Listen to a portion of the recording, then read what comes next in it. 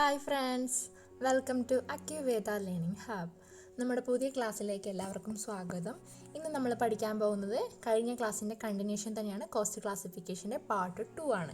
കഴിഞ്ഞ ക്ലാസ്സിൽ നമ്മൾ 2 ക്ലാസിഫിക്കേഷൻ പഠിച്ചു, on the basis of elements of കോസ്റ്റും ഓൺ ദി ബേസിസ് ഓഫ് ഫംഗ്ഷനും. ഇന്ന് നമ്മൾ പഠിക്കാൻ പോകുന്നത് on the basis of behaviour ആണ്. Classification on the basis of behaviour, third classification. ഈ ബിഹേവിയറിൻ്റെ ബേസിസിലുള്ള ക്ലാസിഫിക്കേഷനിൽ മെയിനായിട്ട് 4 എണ്ണമാണുള്ളത്: fixed cost, variable cost, semi variable cost and step cost. അപ്പോൾ നമുക്ക് ഓരോന്നായിട്ട് നോക്കാം. First one, fixed cost. Fixed cost is a cost which tends to be unaffected by variations in volume of output. These costs mainly depend upon the period of time, and so they do not change with the change in the volume of output. Fixed costs are also known as period cost.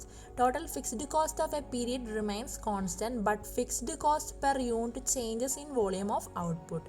Fixed cost per unit decreases with increase in output and increases with a decrease in output.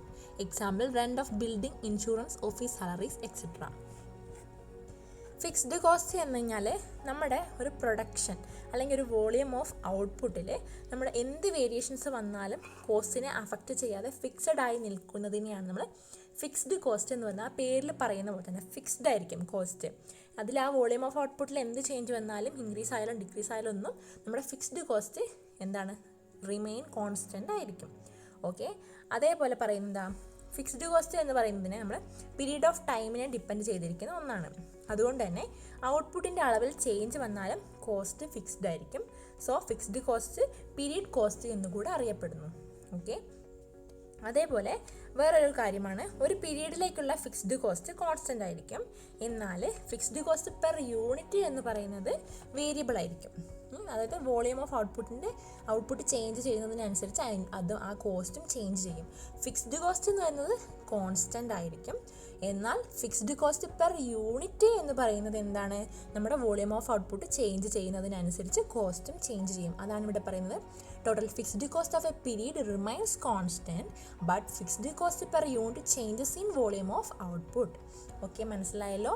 Then അതിൽ വേറൊരു കാര്യമാണ്, output എത്രമാത്രം increase ചെയ്യുന്നോ അത്രമാത്രം fixed cost per unit കുറഞ്ഞുകൊണ്ടിരിക്കും. Fixed cost per unit decreases with increase in output and increases with decrease in output. And output എത്ര decrease ചെയ്യുന്നോ അത്രമാത്രം ഇൻക്രീസ് ചെയ്യുകയും ചെയ്യുന്നു. അതാണ് ഇവിടെ fixed cost per unit decreases with increase.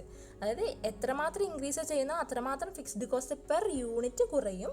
അതേപോലെ എന്താണ്, ഔട്ട്പുട്ട് ഡിക്രീസ് ചെയ്യുന്നതിനൊപ്പം അത്രമാത്രം തന്നെ നമ്മുടെ കോസ്റ്റ് ഇൻക്രീസ് ചെയ്യുകയും ചെയ്യുന്നു.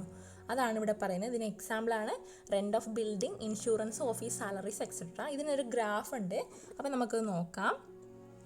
ഇങ്ങനെയാണ് വരിക: എക്സ് ആക്സിസ്, വൈ ആക്സിസ്. അതിൽ എക്സ് ആക്സിസിൽ ഔട്ട്പുട്ടും വൈ ആക്സിസിൽ കോസ്റ്റും. അവിടെ TFC എന്ന് പറഞ്ഞൊരു കേർവ് കണ്ടല്ലോ, അതെന്താ, റിമെയിൻ കോൺസ്റ്റൻ്റ് ആണ്. അതായത് കോസ്റ്റ് കറക്റ്റ് എന്താണ്, ചേഞ്ച് ചെയ്യില്ല. ഔട്ട്പുട്ട് എത്ര കൂടിയാലും ഇതുണ്ടോ, ഔട്ട്പുട്ട് എത്ര കൂടിയാലും എന്താണ്, TFC അതായത് ആ കേർവിന് ഒരു മാറ്റവും, കോസ്റ്റ് റിമെയിൻ കോൺസ്റ്റൻ്റ് ആയിരിക്കും. ഇതെന്താണ്, ഫിക്സ്ഡ് കോസ്റ്റിൻ്റെ കാര്യത്തിലാണ്. ഫിക്സ്ഡ് കോസ്റ്റ് പെർ യൂണിറ്റ് എങ്ങനെ വെച്ച് കഴിഞ്ഞാൽ ചെറുതായിട്ട് വേരി ചെയ്യും. അതായത് ഔട്ട്പുട്ട് ചേഞ്ച് ചെയ്യുന്നതിനനുസരിച്ച് വേരി ചെയ്യും പെർ യൂണിറ്റ് ആകുമ്പം. ഇത് ഫിക്സ്ഡ് കോസ്റ്റ് ആണ്, അതുകൊണ്ട് തന്നെ അത് റിമെയിൻ കോൺസ്റ്റൻ്റ് ആയിരിക്കും. ഓക്കെ, ഇനി നമുക്ക് സെക്കൻഡ് നോക്കാം. Variable cost. Variable cost is a cost which tends to vary directly with the volume of output. These costs vary in direct proportion to changes in the volume of output. But a variable cost increases when output decreases and cost decreases when output decreases in direct proportion. But variable cost per unit remains constant with the changes in the volume of output. Variable costs are also known as product cost. Example, direct material, direct labor, direct expense, power, fuel, etc. എന്താണ് variable cost? അതായത് volume of output vary ചെയ്യുന്നതനുസരിച്ച് കോസ്റ്റിലും change വരുന്നതിനെയാണ് നമ്മൾ variable cost എന്ന് പറയുന്നത്. ഇവിടെ ഒരു ഡയറക്റ്റ് പ്രൊപ്പോർഷനിലായിരിക്കും. അതായത് എന്താ, ഔട്ട്പുട്ട് ഇൻക്രീസ് ആകുമ്പം കോസ്റ്റും ഇൻക്രീസ് ആവുന്നു, ഔട്ട്പുട്ട് ഡിക്രീസ് ആകുമ്പം കോസ്റ്റും ഡിക്രീസ് ആവുന്നു. അങ്ങനെ ഒരു ഡയറക്റ്റ് പ്രൊപ്പോർഷനിലായിരിക്കും എന്താ, നമ്മുടെ കോസ്റ്റും നമ്മുടെ ഔട്ട്പുട്ടും തമ്മിലുള്ളൊരു പ്രൊപ്പോർഷൻ. ഓക്കെ, അതുപോലെ വേരിയബിൾ കോസ്റ്റ് പ്രൊഡക്റ്റ് കോസ്റ്റ് എന്നും കൂടെ അറിയപ്പെടുന്നുണ്ട്. പിന്നെ ഇതിന് എക്സാമ്പിളാണ് direct material, direct labour, direct expense, power, fuel എന്നിവയൊക്കെ. ഇതിനും നമ്മുടെ ഒരു ഗ്രാഫ് പഠിക്കാം. കോസ്റ്റ്, അതായത് നമ്മുടെ വൈ ആക്സിസിൽ കോസ്റ്റ് അല്ലെങ്കിൽ റവന്യൂ, എക്സ് ആക്സിസിൽ ക്വാണ്ടിറ്റി. ഓക്കെ, അപ്പോൾ ഇവിടെ എങ്ങനെയാണെന്ന് വെച്ച് കഴിഞ്ഞാൽ നമ്മുടെ ഔട്ട്പുട്ട് ഇൻക്രീസ് ചെയ്യുന്നതിനനുസരിച്ച് കോസ്റ്റും ഇൻക്രീസ് ചെയ്യുന്നുണ്ട്. അതാണ് അതിങ്ങനെ ഒരു ലെഫ്റ്റ് ടു റൈറ്റിലേക്കൊരു ചെരിഞ്ഞിട്ടുള്ളൊരു കർവായിട്ട് വരുന്നത്. നമുക്ക് തേർഡ് വൺ നോക്കാം. Semi variable cost or semi fixed cost എന്ന് പറയാം. അപ്പോൾ എന്താണ് semi variable cost? Is a cost which is partly fixed and partly variable. These costs change but not in direct proportion with the changes in volume of output. Example, telephone charges, repairs and maintenance, depreciation of plant, etc. Semi variable cost എന്ന് പറഞ്ഞു കഴിഞ്ഞാൽ ഇവിടെ partly ഫിക്സ്ഡും partly വേരിയബിളും ആണ്. ഭാഗികമായിട്ട് fixed ആയിരിക്കും, ഭാഗികമായിട്ട് change ചെയ്തുകൊണ്ടേയിരിക്കും. അങ്ങനെയാണ് പറയുന്നത് semi variable cost എന്ന്. അതേപോലെ ഔട്ട്പുട്ടിൻ്റെ വോളിയം ചേഞ്ച് ചെയ്യുന്നതിനനുസരിച്ച് കോസ്റ്റിൽ ചേഞ്ച് വരുന്നുണ്ട്. പക്ഷേ അത് ഡയറക്റ്റ് പ്രൊപ്പോർഷനിലല്ല മാറ്റം വരുന്നത്. അങ്ങനെ ഇപ്പം നമ്മൾ നേരത്തെ വേരിയബിൾ കോസ്റ്റിൽ പറഞ്ഞ ഇൻക്രീസ് ചെയ്യുമ്പം ഔട്ട്പുട്ട് ഇൻക്രീസ് ചെയ്യുമ്പം കോസ്റ്റ് ഇൻക്രീസ് ചെയ്യുന്നു. അപ്പം ഇവിടെ എങ്ങനെ വെച്ച് കഴിഞ്ഞാൽ ഡയറക്റ്റ് പ്രൊപ്പോർഷനിലല്ല. അതിന് എക്സാമ്പിളാണ് ടെലിഫോൺ ചാർജ്. ടെലിഫോൺ ചാർജ് എന്ന് പറയുമ്പോൾ നമ്മൾ ഒരു മന്ത്ലി ഇത്ര രൂപ ചാർജ് വരുന്നുണ്ട്. എന്നിട്ട് അതിനേക്കാൾ നമ്മൾ ആ ഒരു മന്ത് കഴിയുമ്പം നമുക്ക് അത് നമ്മുടെ യൂസേജിനനുസരിച്ച് അതിൻ്റെ ചാർജ് ഇൻക്രീസ് ചെയ്യുന്നുണ്ട്. അതേപോലെ റിപ്പയർസ് ആൻഡ് മെയിൻ്റനൻസ് എടുക്കാം. ഇപ്പം നമ്മളൊരു വാഹനം നമ്മൾ റിപ്പയർസിന് കൊടുത്തു, അപ്പോൾ അവിടെ ഒരു മിനിമം ചാർജ് ഉണ്ടാവും അല്ലേ. ഇപ്പം മിനിമം ഒരു 500 രൂപയാണെങ്കിൽ ആ 500 രൂപ അവരെന്തായാലും ഈടാക്കും. നമ്മുടെ ആ വാഹനത്തിന് അഡീഷണൽ ആയിട്ട് വേറെ എന്തെങ്കിലുമൊക്കെ ചെയ്യേണ്ടി വന്നു കഴിഞ്ഞാൽ അവരതിനനുസരിച്ച് നമ്മുടെ ചാർജ് കൂട്ടുന്നില്ലേ. അതാണ് ഈ സെമി വേരിയബിൾ കോസ്റ്റിന് എക്സാമ്പിൾ. അതേപോലെ ഇലക്ട്രിസിറ്റി ബില്ല് എക്സാമ്പിളായിട്ട് എടുക്കാം.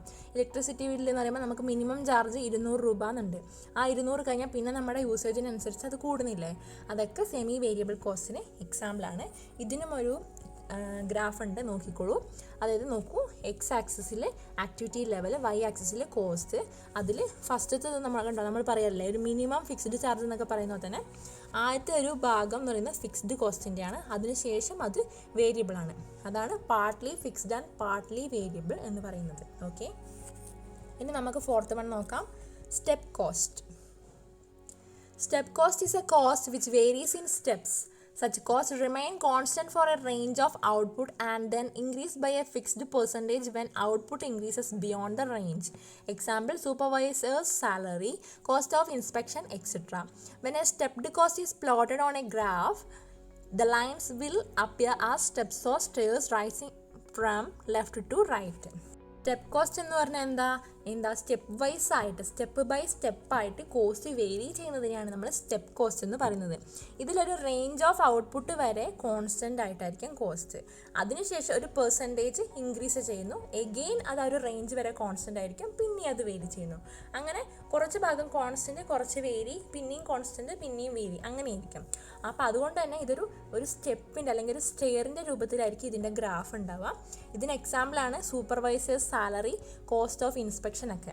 അതായത് സൂപ്പർവൈസേഴ്സിൻ്റെ സാലറി ഒരു പരിധി വരെ കോൺസ്റ്റൻ്റ് ആയിരിക്കും, പിന്നെ വേരി ചെയ്യും, അങ്ങനെയായിരിക്കും. ഓക്കെ, അപ്പോൾ ഇതിൻ്റെ ഗ്രാഫ് നമുക്ക് നോക്കാം. ഗ്രാഫിക്കൽ റെപ്രസെൻറ്റേഷൻ കണ്ടോ? ഇത് തന്നെ നോക്കൂ, സ്റ്റെപ്പ് വൈസ് ആയിട്ടാണ് അല്ലേ, ഒരു സ്റ്റെയറിൻ്റെ രൂപത്തിലാണ്, ലെഫ്റ്റിൽ നിന്ന് റൈറ്റിലേക്ക് ഒരു സ്റ്റെയറിൻ്റെ രൂപത്തിലാണ് നമ്മുടെ സ്റ്റെപ്പ് കോസ്റ്റിൻ്റെ ഡയഗ്രാം വരിക. അപ്പോൾ ഇതൊക്കെ പഠിക്കുക എക്സാമിന്. അപ്പം ഈ ഗ്രാഫൊക്കെ വരച്ച് കഴിഞ്ഞാൽ നമുക്ക് അത്യാവശ്യം മാർക്ക് സ്കോർ ചെയ്യാവുന്നതാണ്. അപ്പം ഇനി നമുക്ക് ഫോർത്ത് ക്ലാസിഫിക്കേഷൻ നോക്കാം. Fourth classification on the basis of identifiability or traceability. ഇതിൻ്റെ ബേസിസിൽ 2 കോസ്റ്റാണ്, direct cost and indirect cost. Direct cost എന്താണെന്ന് നോക്കാം.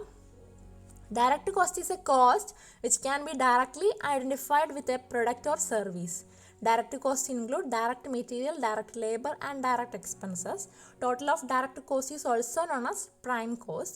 Example, cost of wood in making a table, wages paid to tailor for stitching a dress, etc.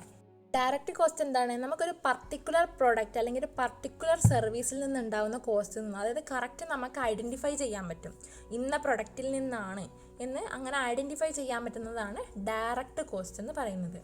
Cost എന്ന് പറയുമ്പം അതിൽ direct material, direct labour, direct expenses included ആയിട്ടുള്ളതാണ്. അപ്പം നമ്മുടെ total of direct കോസ്റ്റിനെയാണ് നമ്മൾ prime cost എന്ന് പറയുന്നത്. നമ്മൾ കോസ്റ്റ് ഷീറ്റൊക്കെ വരയ്ക്കുമ്പോൾ നമുക്കിത് ഇമ്പോർട്ടൻ്റ് ആയിട്ടൊരു കാര്യമാണ് പ്രൈം കോസ്റ്റ്.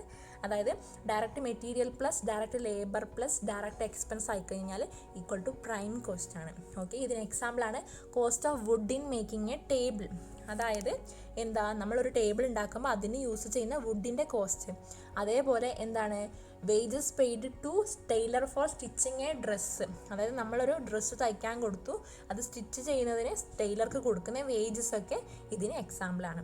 ഇനി നമുക്ക് സെക്കൻഡ് വൺ നോക്കാം, ഇൻഡയറക്റ്റ് കോസ്റ്റ്. അതെന്താണെന്ന് നോക്കാം. Indirect cost is A cost which cannot be directly identified with product or service. Indirect cost include indirect materials, indirect labour and indirect expense. Example, cost of nails in making A table, consumable stores, salary of manager, rent of factory, etcetera. Total of indirect cost is also known as over head. അപ്പം indirect കോസ്റ്റിൽ എന്താണ് പറയുന്നത്, direct കോസ്റ്റിൻ്റെ നേരെ opposite ആണ് indirect cost. അതിലെന്താ, indirect cost എന്ന് പറയുമ്പം ഒരു particular പ്രൊഡക്റ്റിന് വേണ്ടിയോ സർവീസിന് വേണ്ടിയോ അല്ല, ടോട്ടൽ മൊത്തത്തിലുള്ളൊരു പ്രൊഡക്റ്റിന് വേണ്ടി ചിലവഴിക്കുന്നതാണ് ഇൻഡയറക്റ്റ് കോസ്റ്റ്. ഇവിടെ ഒരു പർട്ടിക്കുലർ പ്രൊഡക്റ്റിൽ നിന്നാണ് എന്ന് നമുക്ക് ഐഡൻറ്റിഫൈ ചെയ്യാൻ കഴിയില്ല. ഓക്കെ, അപ്പോൾ ഇതൊരു മൊത്തത്തിലുള്ളൊരു കോസ്റ്റ് ആയിരിക്കും ഇൻഡയറക്റ്റ് കോസ്റ്റ് എന്ന് പറയുന്നത്. Indirect material, indirect labour, indirect expense എന്നിവയൊക്കെ കൂടിയിട്ടുള്ളതാണ് നമ്മുടെ ഇൻഡയറക്റ്റ് കോസ്റ്റ്. ഇതിന് എക്സാമ്പിളായിട്ട് പറയുന്നത് എന്താ, cost of nails in making A table, അതായത് ഒരു ടേബിൾ ഉണ്ടാക്കുമ്പോൾ അതിന് വേണ്ടി നമ്മൾ ഉപയോഗിക്കുന്ന നെയിൽസ്, അതായത് ആണി, സ്ക്രൂ, അങ്ങനെയൊക്കെയുള്ള കാര്യങ്ങളില്ലേ അത്. അതുപോലെ കൺസ്യൂമബിൾ സ്റ്റോഴ്സ്, അതുപോലെ മാനേജറിൻ്റെ സാലറി, ഫാക്ടറീൻ്റെ റെൻറ്റ്, അതൊക്കെ നമ്മുടെ ഇൻഡയറക്റ്റ് കോസ്റ്റിന് എക്സാമ്പിളാണ്. അതേപോലെ total of indirect cost over head എന്നറിയപ്പെടുന്നു. എന്താണ് total of indirect cost? Indirect material plus indirect labour plus indirect expense. അപ്പോൾ അതിനെ നമ്മൾ ഓവർ ഹെഡ് എന്ന് പറയുന്നു. അപ്പോൾ നമ്മുടെ ഇന്നത്തെ ക്ലാസ് 3 ഇന്ന് മെയിനായിട്ട് നമ്മൾ 2 ക്ലാസിഫിക്കേഷൻ പഠിച്ചു. Classification on the basis of behaviour, classification on the basis of identifiability or traceability. അപ്പോൾ എല്ലാവർക്കും മനസ്സിലായി എന്ന് വിചാരിക്കുന്നു. ഇനി ഡൗട്ടൊക്കെ ഉണ്ടെങ്കിൽ കമൻറ്റ് ചെയ്യാൻ മറക്കരുത്. നമ്മുടെ ചാനൽ ലൈക്ക് ചെയ്യുക, ഷെയർ ചെയ്യുക, സബ്സ്ക്രൈബ് ചെയ്യുക. And thank you. Support our channel for more videos. Subscribe Acuveda.